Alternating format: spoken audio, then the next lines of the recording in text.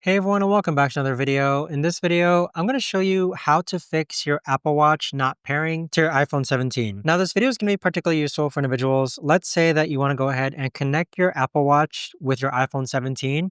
How do you actually go ahead about doing so? Now this video is going to be short, sweet, and simple, guys. There's not going to be a lot of steps involved.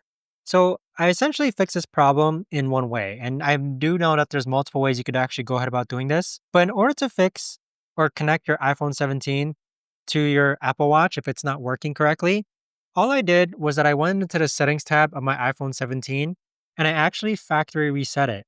So by doing a factory reset, I then reconnected it to my iPhone 17 so that both of them were paired up together. So with that reset, as long as you have your Apple Watch backed up, you should be able to factory reset your iWatch and then reconnect it to your iPhone 17, but also restore it from a backup so you don't lose all your data. But there you have it, guys. That right there is the best and easiest way that I know of to actually go ahead and fix your iPhone 17 and fix your Apple Watch to connecting to your iPhone 17. If you guys know of a better or easier way to actually do this, let me know in the comments down below. I would love to know. Thanks so much for watching, everyone, and I'll see you guys all in the next video.